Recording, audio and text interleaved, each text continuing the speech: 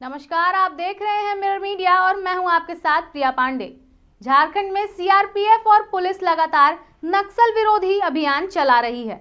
इस ऑपरेशन में अब तक 40 के करीब नक्सलियों को मार गिराया जा चुका है। वहीं आगे की कार्रवाई को लेकर अधिकारियों का कहना है कि झारखंड में अब मात्र 80 से 85 नक्सली बचे हुए हैं, जिनमें सर्वाधिक पश्चिम सिंहभूम जिले के सरंडा क्षेत्र में ही है, जिनके खात्मे के लिए झारखंड पुलिस ने ठोस रणनीति बनाई है और अगले कुछ महीनों के अंदर ही पूरी तरह समाप्त कर दिया जाएगा। देखिए हमारी यह खास रिपोर्ट। पुलिस और अर्धसैनिक बलों की ओर से चलाए जा रहे इस सघन अभियान के बीच झारखंड के चाईबासा मनोहरपुर प्रखंड के सारंडा जंगल में नक्सलियों द्वारा आईईडी विस्फोट किया गया, जिसमें सीआरपीएफ के हेड कांस्टेबल महेंद्र लश्कर वीर गति को प्राप्त हो गए। हेड कांस्टेबल महेंद्र लश्कर असम के नगांव जिला के निवासी थे। सीआरपीएफ के हेड कांस्टेबल महेंद्र लश्कर को रांची स्थित सीआरपीएफ कैंप में राज्यपाल ने भावभीनी श्रद्धांजलि अर्पित की। कई साथी घायल हुए, उसमें ये हवलदार जो आसाम में रहने वाले हैं, इनका स्वर्गवास हुआ है, ये शहीद हुए हैं। वास्तव में वैसे तो प्रयासों से अब घटनाएं कम हो रही हैं, पर तो भी घटना हो जाती है। वास्तव में काफी दुखद है। हम इतना ही कह सकते हैं कि इस प्रकार की घटनाएं की रोकथाम सब स्थानों पर हो रही है, पर कभी कभी ऐसी घटनाएं हो जाती हैं, तो निश्चित रूप से इसको हम बिल्कुल पूरे रूप से रोकने की दिशा में काम कर रहे हैं और लगता है कि ये बहुत ही न्यूनतम होती जा रही है। वहीं राज्य सरकार के मंत्री चमरा लिंडा ने कहा कि इस तरह की घटना दोबारा ना हो, इसे लेकर सभी अधिकारी भी सतर्क हैं। वहीं उन्होंने कहा कि इस जवान के परिवार के साथ इस दुख की घड़ी में सरकार और राज्य उनके साथ खड़ी है। गवर्नमेंट को ऑन बिहाफ ऑफ सीएम हम यहाँ पर आए हैं और इस तरह की घटनाओं के लिए हम लोग संवेदना व्यक्त करेंगे। इनकी बलिदान ही है, हम ये समझेंगे स्टेट के लिए, उनका रक्षा के लिए। तो हम लोग सब संवेदनशील होकर के ऐसा जरूर कोशिश होनी चाहिए कि ठीक है, घटना कम हो रही है, लेकिन हमें ये प्रयास अवश्य होना चाहिए कि ये ना हो। तो ये रीजन जो हुआ है सारना वाले मामले में या कहीं भी किसी भी मामले में, मेरा ये मानना है कि हमारे कोर्ट के जो पदाधिकारी हैं, बड़े पदाधिकारी या सरकार के पदाधिकारी हैं, सभी इंसान हैं। ट्राइबल वाकई ट्रांजिशन फेज से गुजर रहा है, वाकई उसके सर्वाइवल की बातें आ रही हैं और जंगल से तो उनकी ये इमोशनल अटैचमेंट होता है कि उनकी सारी धार्मिक सामाजिक जो इमोशन है उनके साथ ही होता है।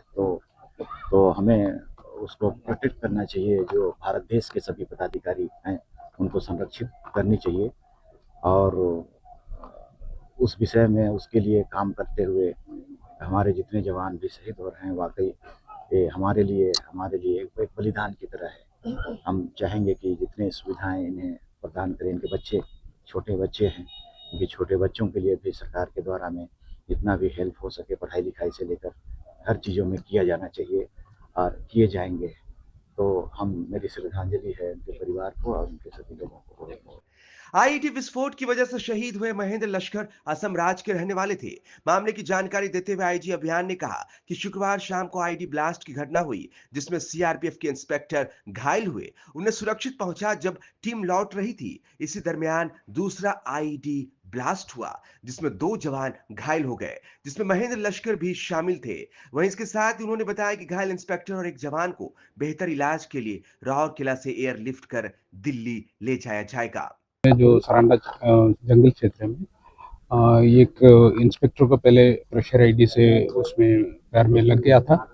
उसके बाद फोर्स के द्वारा उसको निकाल के लेके जा रहे थे। उसके बाद निकालने के बाद फिर वापस फोर्स लौट रहे थे। उसी क्रम में फिर से एक बार दूसरा ब्लास्ट भी हो गया था। उसमें 2 लोग का इंजरी हो गया था। उसमें से एक शहीद हो गए हैं, जो महेंद्र लश्कर हैं, जो असम का रहने वाला है। एक को पैर में जो ऑपरेशन वगैरह हो गया है। दूसरा का एएसआई है रामकृष्ण गगराई, उनका जो आंग में थोड़ा सा चोट लगा है। ये दोनों को हम लोग दिल्ली भेज रहे हैं एयरलिफ्ट करके उधर फर्दर इलाज के लिए।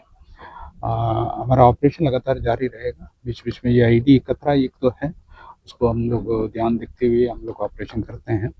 फिर भी ये इस तरह का कभी कभी हो जाता है। हमारा ऑपरेशन इसमें रुकावट नहीं रहेगा, हमारा ऑपरेशन लगातार जारी रहेगा। फायरिंग भी कर रहे थे हेलीकॉप्टर, राहत बचाव कार्य कर रहे हैं, इस तरह की कुछ खबरें? ना ना ना, गलत है, गलत गलत।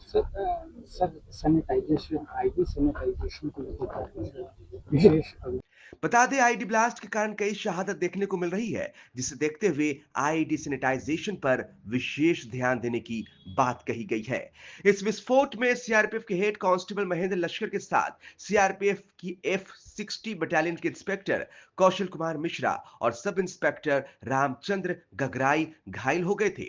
तीनों को राउरकेला के अपोलो अस्पताल में इलाज के लिए ले जाया गया था, जहां सीआरपीएफ के हेड कांस्टेबल महेंद्र लश्कर ने अंतिम सांस ली, वहीं 2 अन्य का इलाज जारी है। विस्फोट में घायल सब इंस्पेक्टर रामचंद्र गगराई खरसावां विधायक दशरथ गगराई के भाई है। बता दें कि पिछले 5 मार्च को जराईकेला थाना क्षेत्र के बाबू डेरा के पास आईडी विस्फोट में 197 बटालियन के सहायक commandant GJ Sai, head constable VT Rao और धर्मेंद्र कुमार घायल हुए थे। इसके बाद 18 मार्च को राधापोरा के जंगल में हुए आईडी विस्फोट में CRPF sub inspector Subodh Kumar Singh घायल हुए। हालांकि राज्य और केंद्र सरकार मिलकर झारखंड और दूसरे नक्सल प्रभावित राज्यों में नक्सलियों के सफाई के लिए काम कर रही है। केंद्रीय गृह मंत्री अमित शाह ने तो यहां तक कह दिया कि अगले साल तक नक्सलियों के ताबूत में आखिरी किल ठोक दी जाएगी। Bureau report, mirror media. बता दें कि सीआरपीएफ के डीजी और झारखंड पुलिस ने संयुक्त बयान जारी कर कहा है कि अभियान जारी रहेगा और नक्सलियों को बख्शा नहीं जाएगा। वो या तो मुख्य धारा में लौट जाएं, नहीं तो मौत के अलावा कुछ नहीं मिलेगा। इसके अलावा इलाके में अतिरिक्त बल तैनात कर दिए गए हैं और फॉरेंसिक टीम घटनास्थल की जांच में जुटी हुई है। फिलहाल इस खबर में इतना ही। ऐसे ही तमाम खबरों के लिए देखते रहें मिरर मीडिया। नए दौर की नई कहानी लिखने, खबरों को नए अंदाज में आप तक पहुंचाने के लिए मिरर मीडिया के चैनल पर अब हम आपको मिलेंगे पूरे 24 घंटे। जियो टीवी के चैनल नंबर 4088 पर, इसके साथ ही जियो टीवी ऐप और Amazon Fire TV पर भी।